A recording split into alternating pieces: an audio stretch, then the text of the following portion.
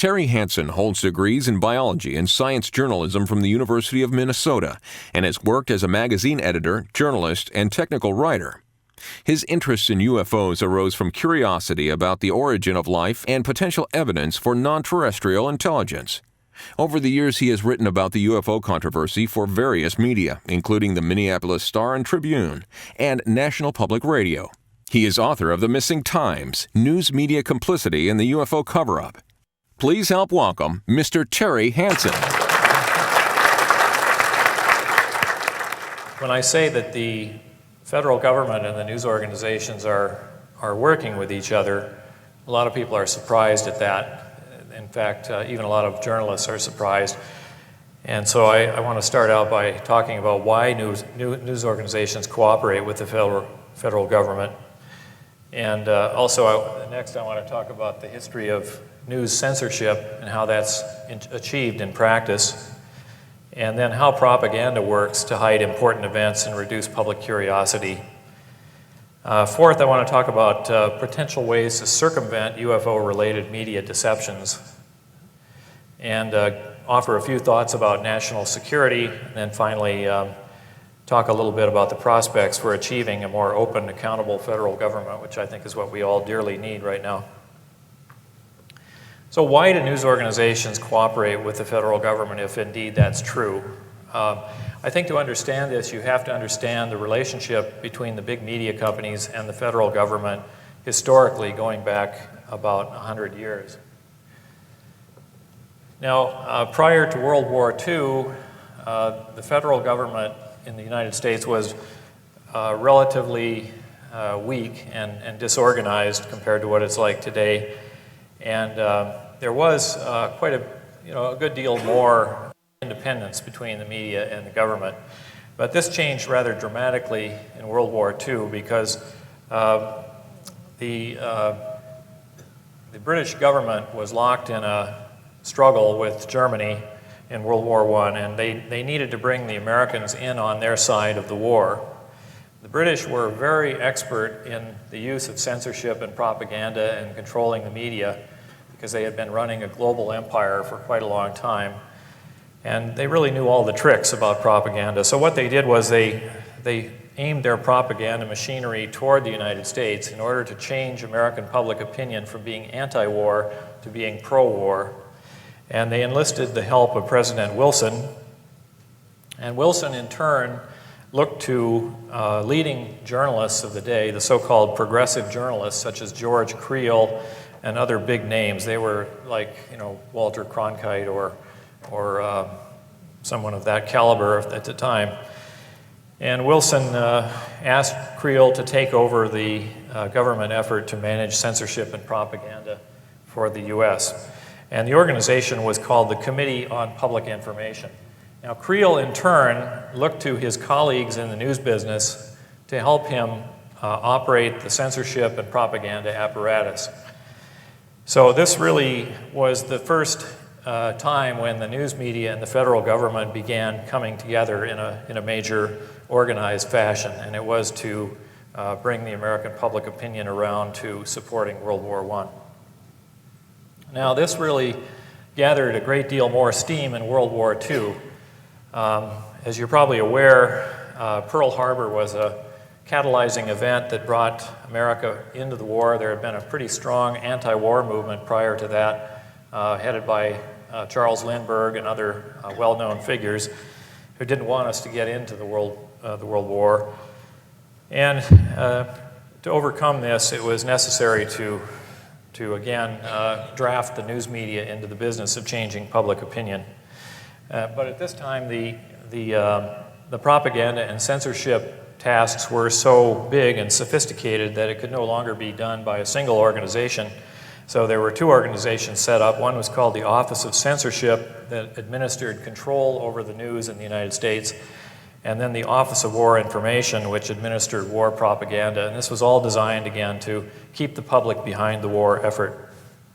Now, these huge bureaucracies that were created during World War II were staffed by leading media executives of the time and well-known journalists.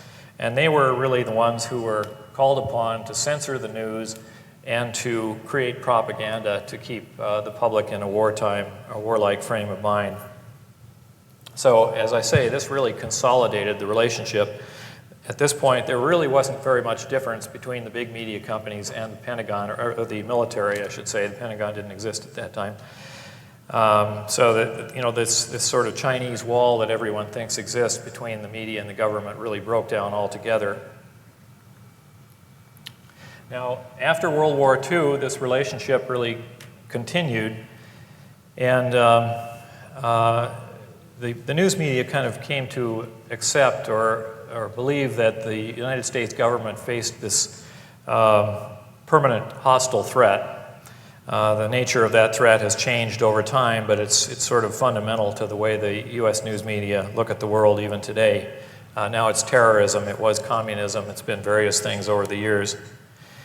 And the role of censorship and propaganda shifted from the two organizations that I talked about earlier to the Central Intelligence Agency. Now, many people think that the CIA was created to gather intelligence, but the CIA actually had a much broader charter than that, and one of their most important tasks was creating and disseminating propaganda and censoring the news. And the CIA, under a gentleman named Frank Wisner, created a very sophisticated global apparatus that employed all of the leading news organizations in the world, just about, including very well-known organizations like CBS and New York Times and so forth. I think it's important to go back a little bit and think about why the CIA was created, especially in the context of this discussion about UFOs, because we were told that the CIA was created to prevent any further Pearl Harbors. And the assumption that that's based on is that Pearl Harbor was actually a surprise attack. But there's a lot of evidence available now. There's a book by a gentleman named Robert Stinnett called Day of Deceit. And Stinnett argues very persuasively, based on documents and interviews with code breakers and people of that nature, that FDR really kind of maneuvered the Japanese into attacking the United States, and knew, because we were breaking the Japanese codes, that the Japanese were going to attack, and they just kind of stood back and let it happen, because they needed a rationale to overcome the anti-war organizations that existed in the U.S. So if this is true, and not everyone agrees that it is, but if it's true, then the public rationale for creating the CIA was false. There was another reason for creating the CIA. So I just want to throw that idea out there. Now, of course, we're all familiar with more recent history here, the rather embarrassingly inept behavior of the U.S. news media prior to the Iraq War, and the fact that reporters covering the war joined the military forces and sacrificing any possibility of remote or of impartial reporting. And really kind of aiding and abetting this idea that 9/11 was the rationale for attacking Iraq, which a lot of Americans still accept, despite a lack of evidence for it. And of course, the media never mentioned oil in the whole context of the Iraq invasion, despite obvious ties by many White House staffers to the oil industry. Now, the relationship between the CIA and the American news media was exposed in the 1970s, and it was subject to a fair amount of coverage, originally in the Columbia Journalism Review and then in more popular publications such as Rolling Stone. This is a famous article by Carl Bernstein of Watergate fame, in which he talks about why the big media companies were in league with the CIA.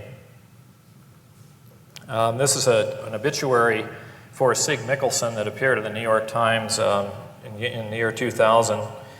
And he's quoted in here as saying, I didn't raise an eyebrow about cooperating with the CIA back then. It was just a very casual relationship that the news agencies had with the intelligence apparatus, and they were very accustomed to censoring news and blocking stories and doing things of this nature. Now, of course, we're always led to believe that this was done because of the Cold War, but as we all know, there was much more going on than the Cold War. There was the whole UFO controversy playing out, and so it raises a question of whether these favors that the news media were doing extended into the realm of UFOs.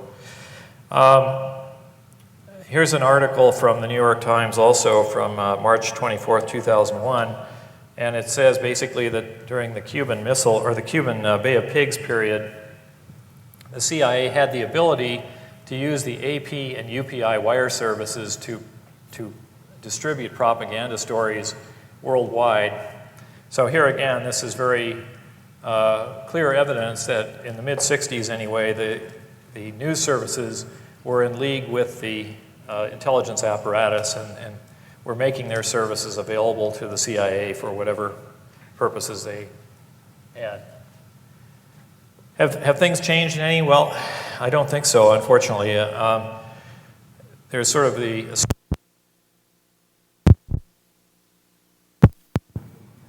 I think we may have lost our... Oh, there we go. We're back on. It's often asserted that once these relationships were exposed in the 1970s that the news media and the CIA stopped doing this, but I don't think that's really the case. If you go onto the website for the Corporation for Public Broadcasting and also National Public Radio, you'll see that a lot of the high executives within those organizations spent most of their careers working for the U.S. government in propaganda operations such as Radio Marti and Radio Liberty and various things like that. This is another example from National Public Radio's website. Kevin Close, who I think is still the CEO of NPR.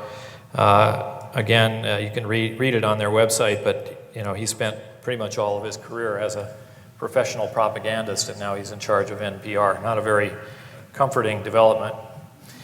Now, not only does the government look to the media to condition public opinion about many things, but the government does favors for the big media. I have here a slide which shows the number of corporations that control the U.S. news media over time from about 1983 to 2004, and it drops from about 50 companies, 50 corporations controlling the media to about 4 or 5 in 2004. I think it's even less now. So this has all been facilitated by our own elected representatives who have helped the news media coalesce into just a few small organizations. So that makes it that much more easy to control the type of information that Americans receive about world events. So if you wonder why UFO stories and other significant events don't seem to get a lot of coverage, well, there's some reason there's a reason to understand that. Now, I want to talk about censorship because a lot of people don't understand how that works, and it's really a very sophisticated process and very well developed. I want to emphasize that when a government is trying to deceive people about world events, whether it's the war in Iraq or UFOs or whatever, they always follow a two-step process.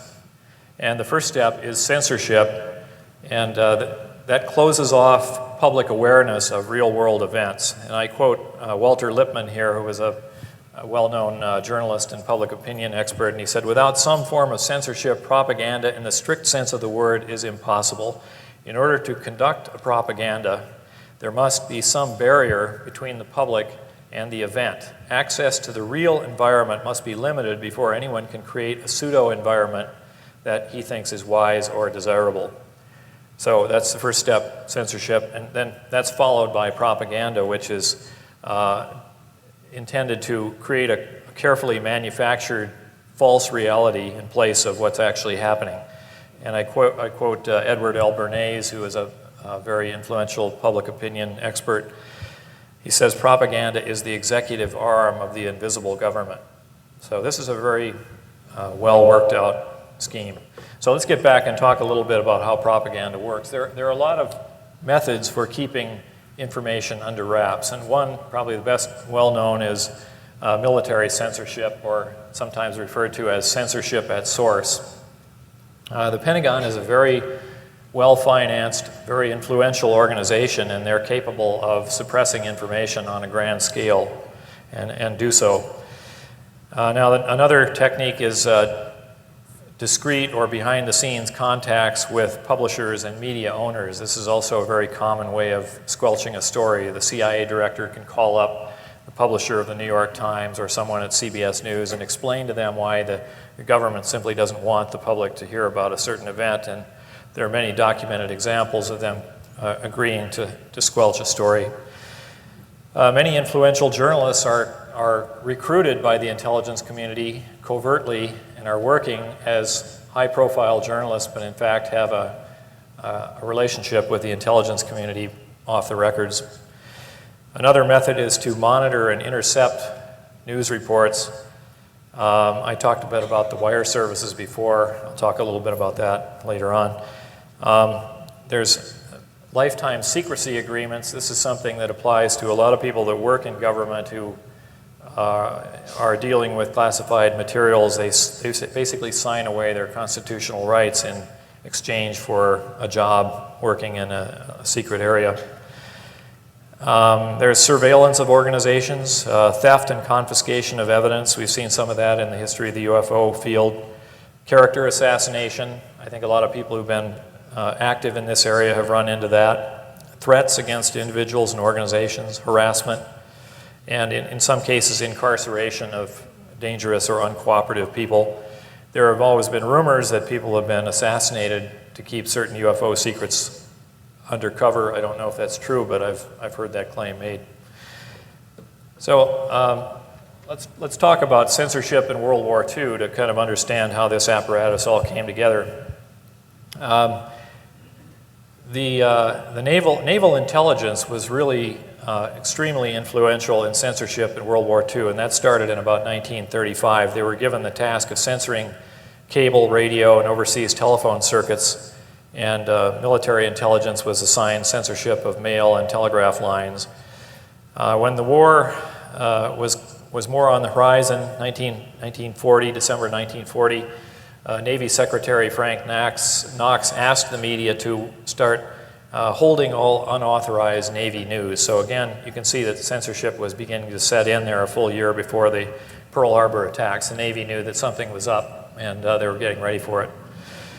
December 7th, 1941, a lot of people aren't aware of this, but a lot of the news coming out of Pearl Harbor was censored because the government felt that it was too shocking to give the public all the details about what happened.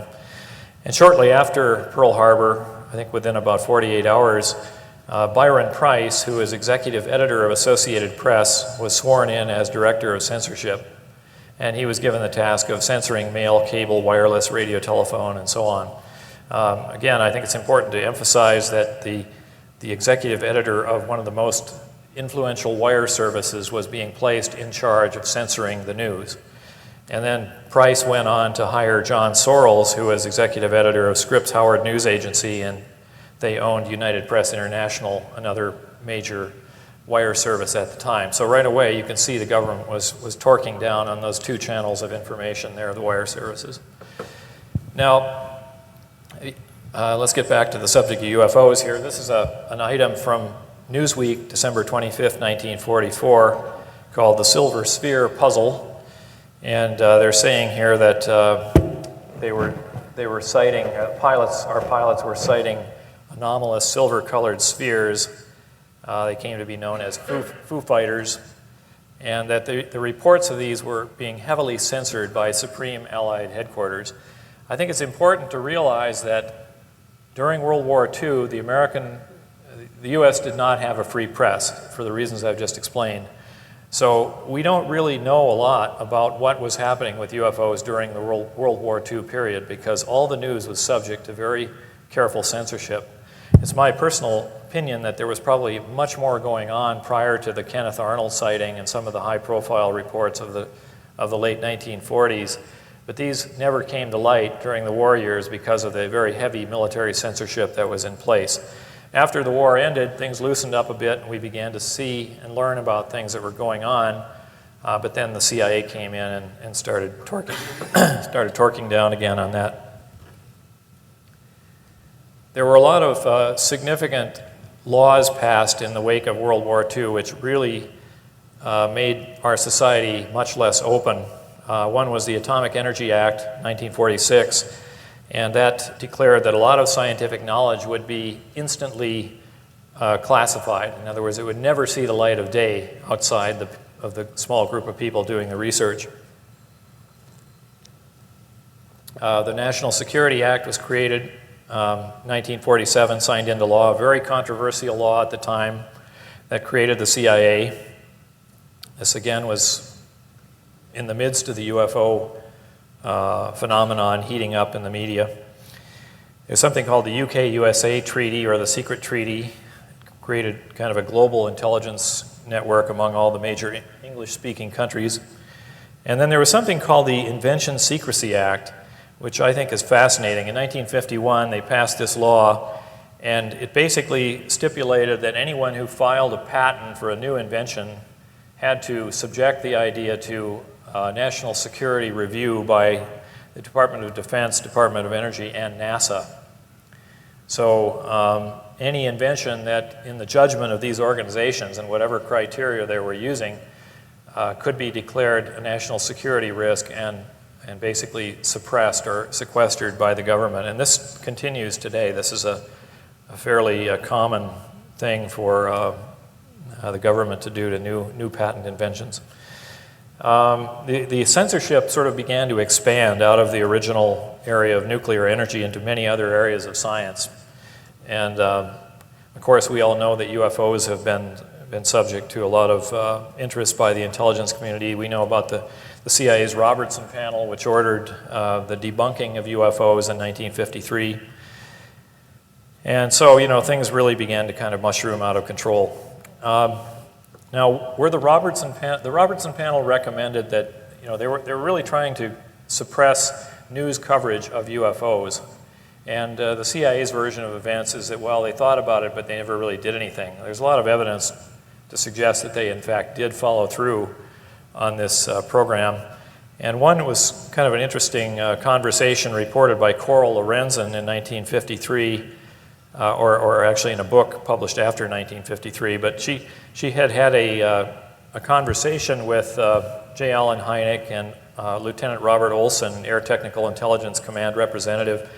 And she says that Olson told her, we, meaning the U.S. government presumably, are going to try to keep UFO reports out of the newspapers. So again, you see evidence that even among the relatively low-level intelligence personnel, the word had gone out that censorship of UFO reports was underway. There were a lot of very high-profile airline pilot reports in the 1950s, and they received very sensational news coverage in newspapers across the country. And this was a big problem for the U.S. government because they didn't know how to deal with these. There was a lot of public concern and interest in the subject. And in 1954, it was reported that pilots were reporting 5 to 10 UFOs per night. It's an amazing number if you think about it. You read the actual stories, they're fascinating to read today in the light of the current media environment, which is much more skeptical. So what the government did about this was that they included UFOs in a document called JNAP 146. And this required commercial airline pilots as well as military pilots to report UFO sightings to the intelligence apparatus. And once they did that, they became a national security matter and could not be disclosed to the press. So the effect of JNAP 146 was to basically sweep all these airline pilot stories from the media. This is a close-up of the document, and you can see right here they've included UFOs in a long list of sensitive intelligence information. Now there was a backlash by the airline pilots. It was reported in a newspaper called the Newark Star-Ledger in December 22nd, 1958.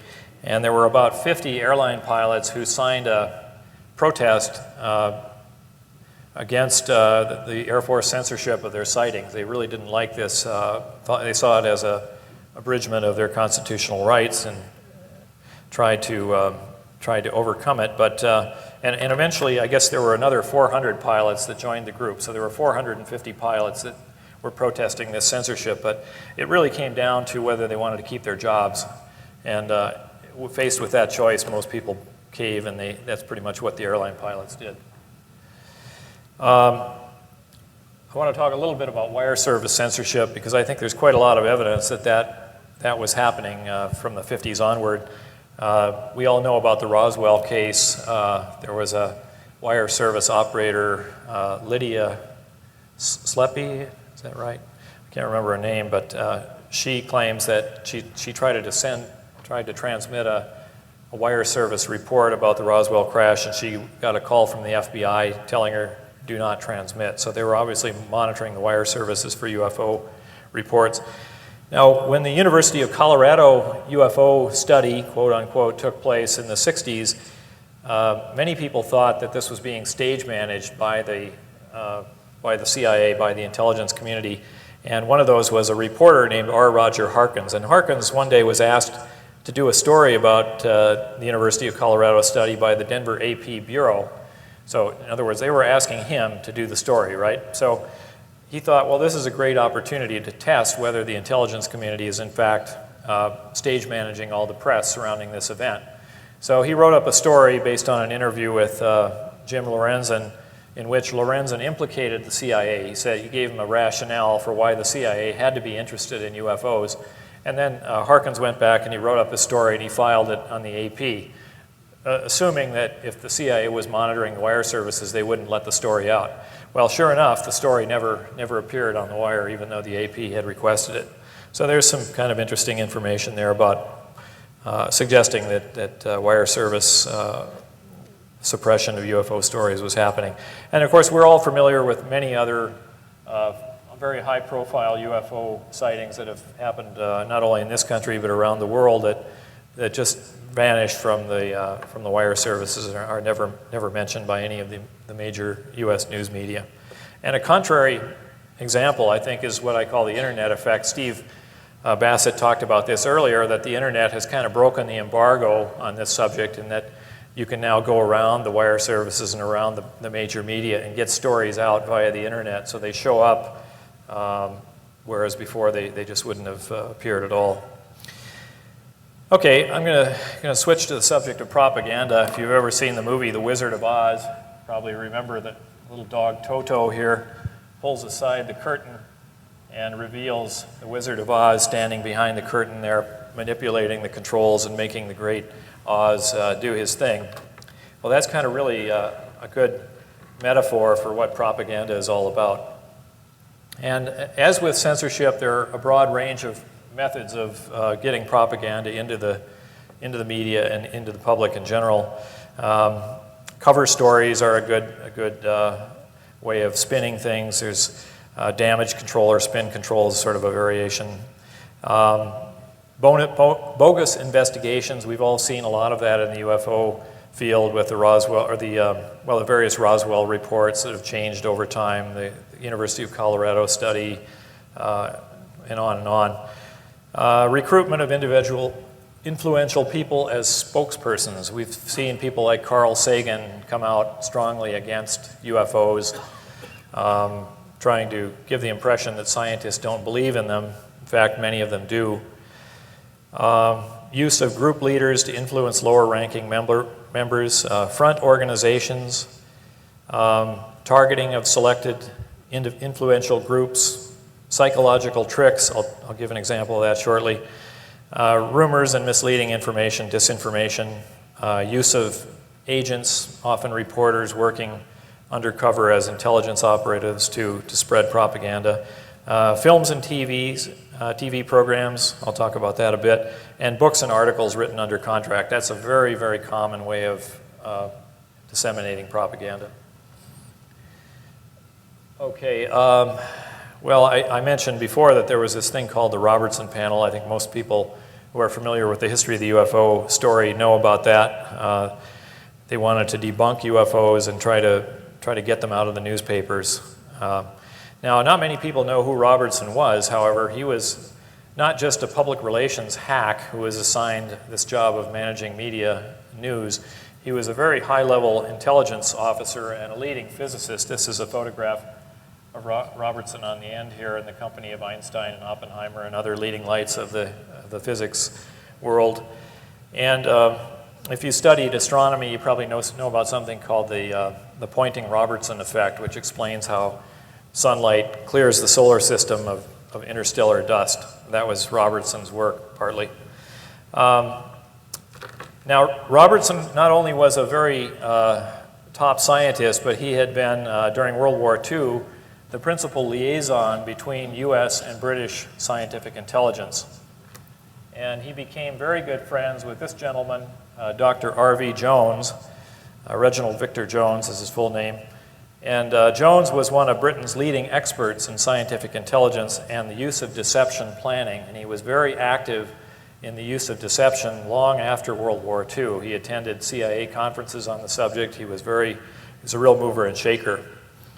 There's evidence that Jones played a very important role in setting up the Robertson panel and the Condon Commission, which I think is significant. So you see all these really top-level scientific intelligence people involved in manipulating public perceptions of the UFO topic. I think that strongly suggests that the UFO subject was a much higher priority for the U.S. and British governments than they tried to make us believe. This is a very interesting letter. It was discovered by Michael Swords in the archives of the Smithsonian Institution. In 1966, there was a lot of UFO activity across the United States, and CBS News jumped into the fray and put on a broadcast on CBS Reports documentary series called UFOs, Friend, Foe, or Fantasy. And the gist of the program was, surprise, surprise, UFOs are just mistaken identity, there's nothing going on, don't worry about it.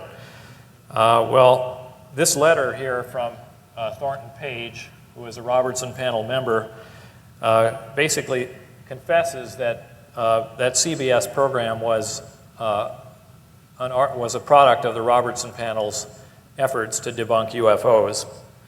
So you can see here very good documentary evidence that CBS News was basically lying to the American public on behalf of the CIA about UFOs. I've always been curious to know whether Walter Cronkite knew that this was a CIA operation. I tried to contact him through CBS News, but wasn't able to do so. But it's hard for me to believe that he was that badly informed that he could believe what he was telling the American public in that program, because it was pretty deceptive information. Now, I think there's a lot of indirect evidence for the New York Times cooperating with the Robertson panel. I don't have the kind of documentary evidence that I just showed you for CBS, but there's a lot of interesting things about the New York Times if you followed its coverage of this subject.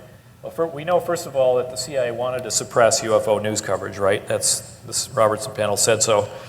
Now, to do that would require cooperation of leading news services such as UPI, AP, New York Times Service, and so on. Number three, we know that Arthur Sulzberger's policy was reportedly to help the CIA whenever possible. In other words, he was very cooperative with the CIA on many different issues. Now, there was an interesting study by a Berry College group of academics looking at how the New York Times reported the UFO subject over time from the Robertson panel onward, and they found that there was an obvious and documentable increase in anti-UFO reporting in the New York Times from the Robertson panel onward. Another thing about the New York Times is I find frustrating and mystifying is they have what I call chronic institutional amnesia about UFOs. The editors there don't seem to recall even basic historical facts about UFOs, even when they've been published in the New York Times itself. Now, both CBS and New York Times, remember, were supportive of Hynek's bogus swamp gas story, which almost the entire national media laughed at the time. So it's sort of odd that New York Times and CBS would get behind a story like that. It's suggestive that there's perhaps some cooperation going on. And there's an unwillingness at the New York Times to check facts about UFOs. Probably know about that. And there's an unwillingness to report, or to correct errors, and a willingness to report CIA's false claims about UFOs. You probably remember this story that was published in the Times a few years back about most of the UFOs in the 50s and 60s being generated by spy planes and so on. Well, Mark Roediger at the Center for UFO Studies actually talked to one of the members of the the Project Blue Book and asked him whether that was true, and he said, no, it's ridiculous. We never received a single report that could have been attributed to a spy plane. So there was no truth to this story whatsoever, according to the people within Blue Book, and yet the New York Times just published it as an absolute fact. So, and of course we know that historically the New York Times has been very cooperative with the CIA for quote-unquote national security reasons. So that's about as good as I can do at the moment. Now, this is kind of interesting. This is a story from the New York Times, December 16th, 1954, where Eisenhower makes a public statement denying that the world is being invaded by flying saucers.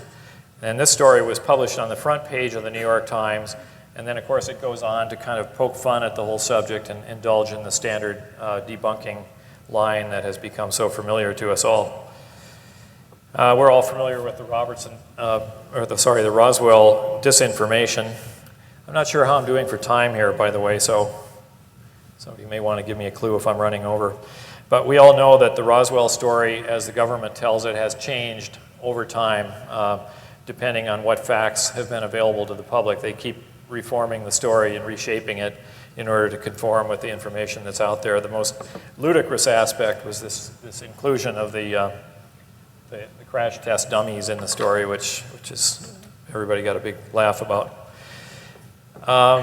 Ryan Wood, last year, I think, or in one of the previous talks, gave some examples of what appears to be disinformation showing up in newspapers around the country related to alleged UFO crashes, where stories appear in variations of the original story with a lot of the names changed, apparently to mislead people who might try to investigate the story further.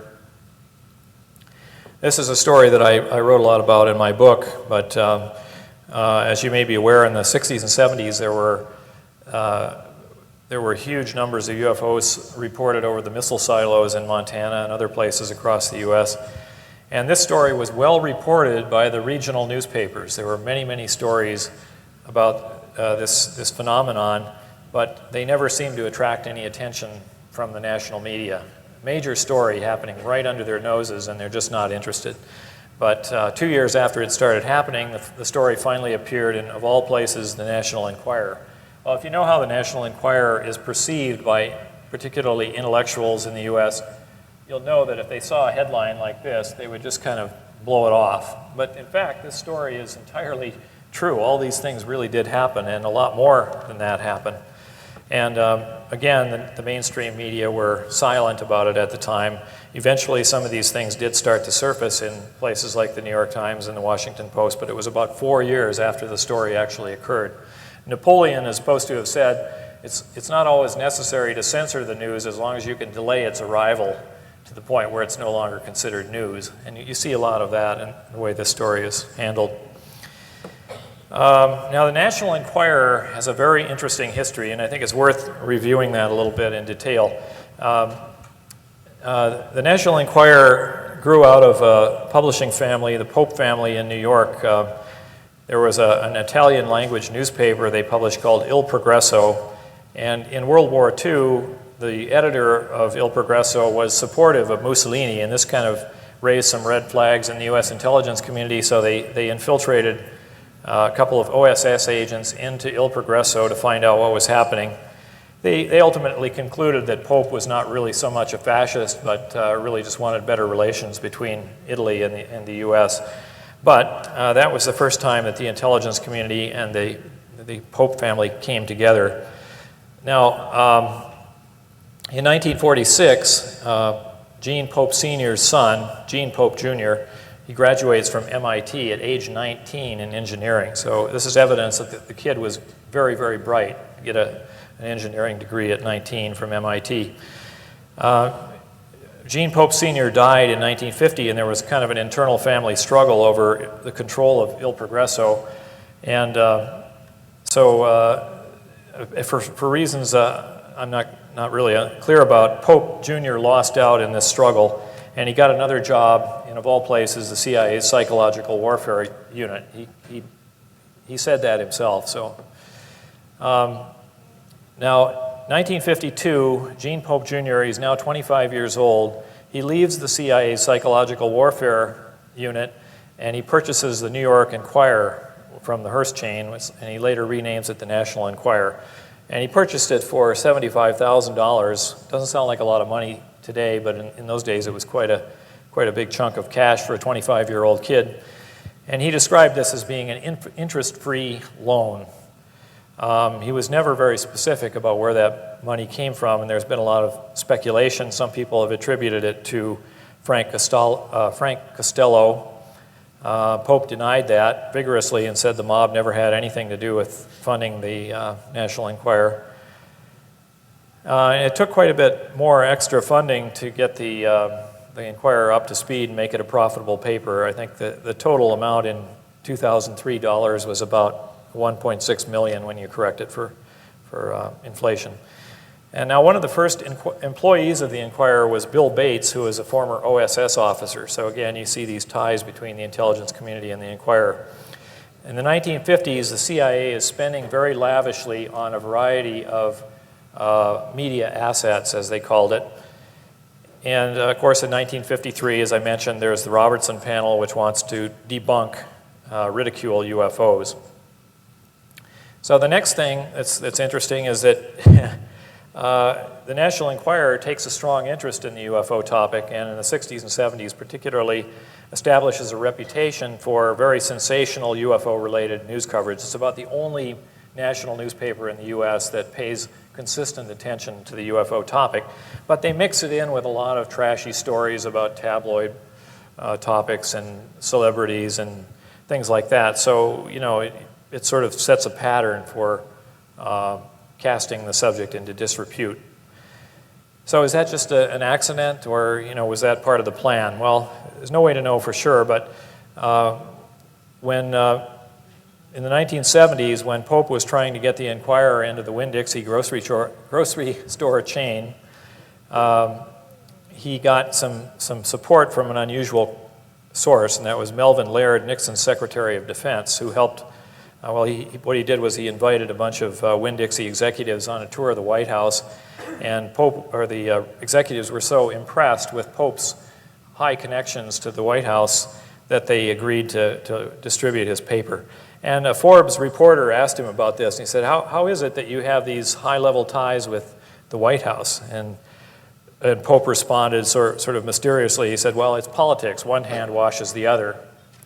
So I think what he's saying there, in my interpretation, is that he was doing a favor for the Nixon White House or the Pentagon, and then in return they were helping him out. So what was that favor?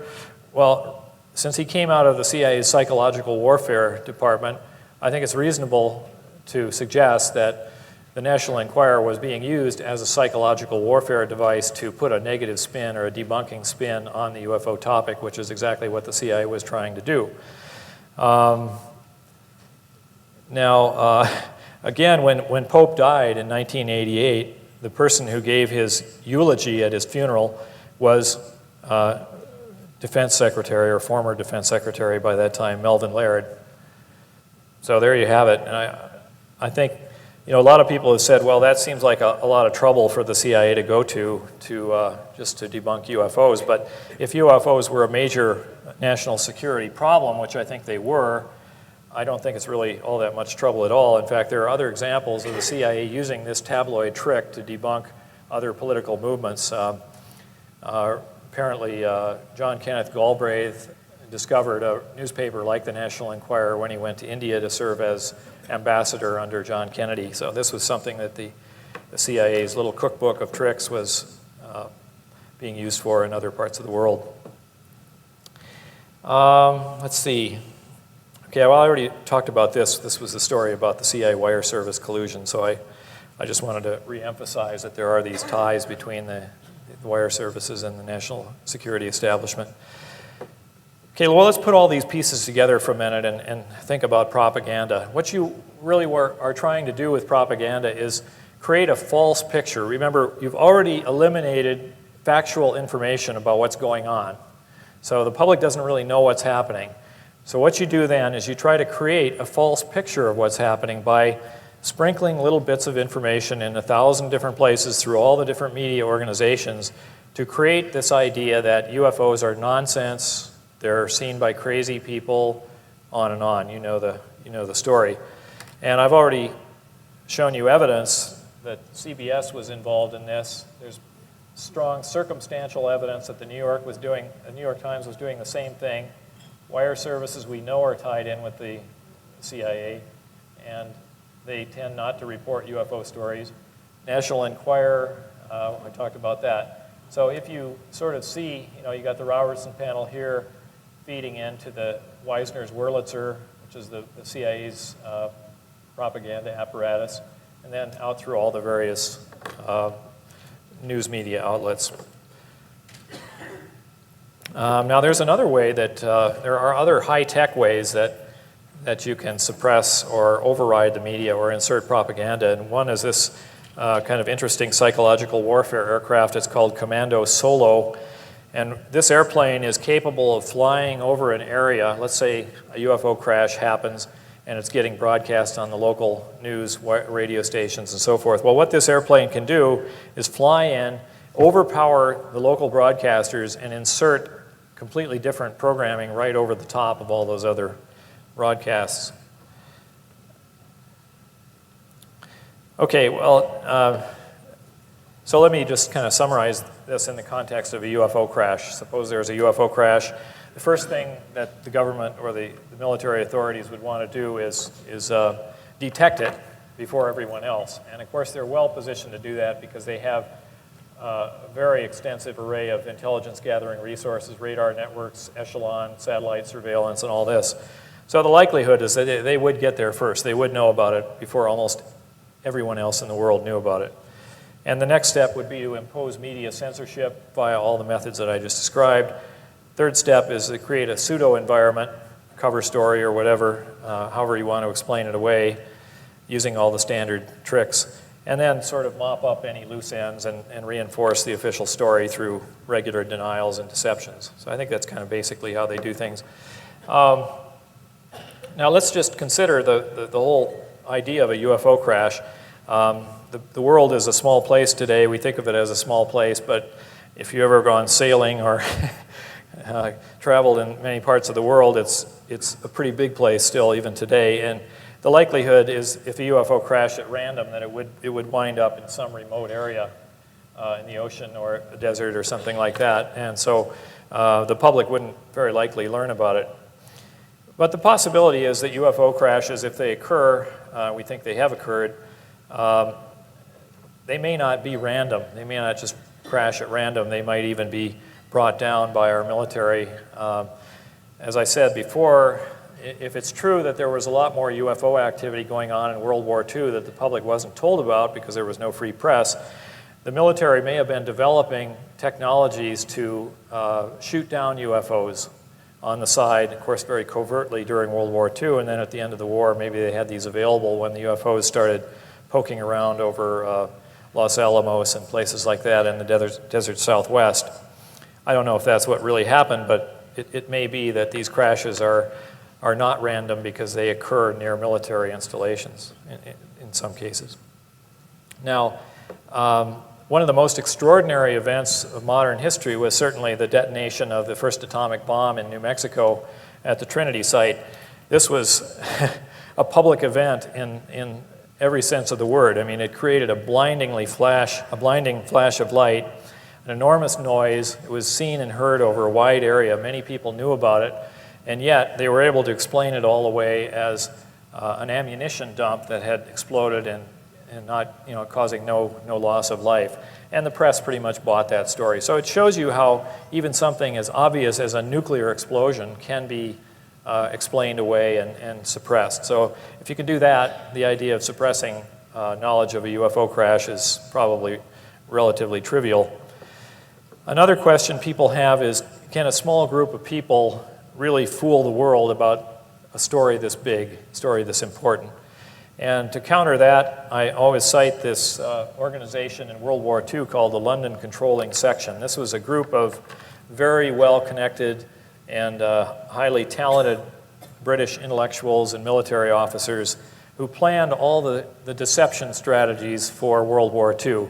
It was a very tiny group, and from this tiny group radiated a massive network of intelligence operations that were designed to leave the Germans confused and beaten, and of course that's exactly what happened. So this idea that a small group of people can conspire to fool the entire world is not really a far-fetched idea at all, and it's been done once, probably many times in history. Okay, so what can we learn about this that we can maybe put to use in seeing through media deceptions about UFOs? These are kind of general observations, and they may be helpful or maybe not. One thing is that you have to remember that given enough effort, anyone can be fooled. This is Jack Nicholson in Chinatown. Thinks of himself as a very street smart, savvy kind of guy, blunders into this situation where land is being bought cheap, and you probably know the story, but it just shows you that you have to somehow balance your skepticism and cynicism with an open mind. A lot of things that seem very improbable and that you might laugh off may actually have occurred. So you have to, it's a delicate balance that we have to walk. Now, it's important to remember also that the ties between the media and the government are strongest at the top levels of the media establishment, the big companies, Washington Post, New York Times, CBS, the whole shebang. But as you go down, the publications are less well tied into the intelligence apparatus. So you tend to see UFO reporting in small town media. And I think if there were a crash, it would most likely be reported locally or regionally, and then probably tried to suppress from there. A UFO event reported by a questionable media source might have some basis in fact. And of course, I talked about the National Enquirer reporting the Montana UFO overflights that actually did occur. I'm not suggesting that necessarily that the aliens are behind Bush, although, if you think about it, if they really wanted to destroy us, what better way than to put George Bush in the White House? But my point here is really that, these tabloids are often used to debunk or poke fun at an idea that may be more important than we know. This, of course, is a picture of Roy Neary in the famous movie Close Encounters. It's very hard to get involved in this subject and overcome this enormous societal pressure that's trying to make you feel you're crazy for believing, something contrary to the official story. And so, we really have to have a lot of personal integrity and strength to see through all the tricks that are being played on us and believe in quote-unquote impossible things. The internet is a very useful research tool. It's being used extensively by many people in the UFO field, and it's a good one, but we should remember that it's not immune to censorship and propaganda. The military began planning for using the internet in censorship and propaganda operations many years ago, and I wouldn't be surprised if this has become quite sophisticated. It's important to follow the international media because the international media are less susceptible to the influence of the US government. Not always completely immune, but probably less susceptible. And you do see a lot more interesting UFO stuff appearing in the national media about UFOs, so that's some useful advice, I think. Now, I use this slide because, so many of us are in this field and we're really kind of like the Lone Ranger or we see ourselves as struggling against this cloud of deception that's imposed on us. And we have to realize we can't do this by ourselves. I don't think the UFO movement is powerful enough. We have to forge alliances with other anti-secrecy groups because secrecy is a problem that's much bigger than the UFO topic. And if we see it that way as something that's threatening to our way of life and our traditional form of government, I think it's helpful in winning some allies to our cause. Okay, I want to just give a few comments about this national security idea we hear a lot about in the media these days. I quote this comment by Kennedy. He says, "In times of clear and present danger, the courts have ruled that even the privileged rights of the First Amendment must yield to the public's need for national security." Well, that kind of reflects how we Americans, many of us, have come to see the world, that we should really kind of do away with our constitutional rights so that we can have national security, whatever that is. I think that's a dangerous idea, and it's become too widely accepted. It's important to ask who defines national security. We all seem to think, or we often think that we know what that term means, national security, right? But who really makes the decisions about what's a national security issue? There's a lot of people that have input to that. It's transnational corporations, oil companies, Wall Street firms, military-industrial complex, wealthy people, organized crime in some cases, the intelligence community certainly, and foreign countries. Britain, as I talked about, and Israel also plays a big role. I think it's very dangerous to have blind faith in this national security establishment because historically those who had this power to define national security have tended to use it to advance narrow commercial interests, not the interests of the American public. This is Alan Dulles, who is a Wall Street lawyer, and you wonder if you're familiar with the history of the CIA, who he was really working for. So which is the greater threat? Terrorists who kill perhaps a few Americans a year, or U.S. government secrecy, which has facilitated the theft, really, of trillions of dollars, undermined our economy and democracy, and prevented us from knowing our actual history. I think if you think about it a while, you realize that this whole thing about terrorism is much overblown and is more of a political device than a real threat. I talked, in some of my other talks, I talk about the reasons why the government probably saw UFOs as a national security threat early on. And basically you can kind of lump them into physical threats and social threats. And I won't go into it in a lot of detail here, but I want to flip this around a little bit and think about, look back at the Earth and human civilization as maybe other people or other beings might see us. We're always thinking in terms of, the threat from others outside, but we never really think about the possibility that maybe we're the problem.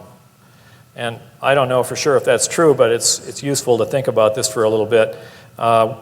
What characteristics do we have as a race? Well, we have an ideology of conquest and exploitation, an appetite for violence, 55 million people killed in World War II. We have a willingness to destroy our own biosphere and climate. We have emerging space travel capability, and at least at the beginning of the late 1940s, we had the ability to harness nuclear energy, and we're developing even more destructive weapons all the time. And of course, we have an exploding population. James Lovelock, who's a biologist, I think, and author, says that the Earth has a bad case of the humans. Well, what if the galaxy gets a bad case of the humans? It's conceivable that there are other intelligences out there that are concerned about what we're doing on this Earth because we're a pretty crazy race for the most part. So it's useful to think about the problem from that perspective. Now, what would their response be if they see us that way? Well, they might try to quarantine us. They might monitor what we're doing with nuclear weapons. They might have a comprehensive program of behavior modification using cultural and genetic reprogramming. That's an interesting way to see what's happening in the UFO field. I don't know if that's really what's going on, but it might be. So something to think about. Okay, I think I want to end up, or I think this is the end here, talk a little bit about the prospects for achieving a more open, accountable government. I have to say it looks pretty discouraging right now, but I think there are some opportunities, and Steve Bassett already talked about the internet. I think there are a lot of very useful tools becoming available, the World Wide Web. There's something called Tor, which is an anonymous networking technology that's being developed for communicating anonymously so that the public can't spy on what you're doing. And that's a really important area for pushing forward our cause. I won't talk about that too much because Steve really covered that pretty well.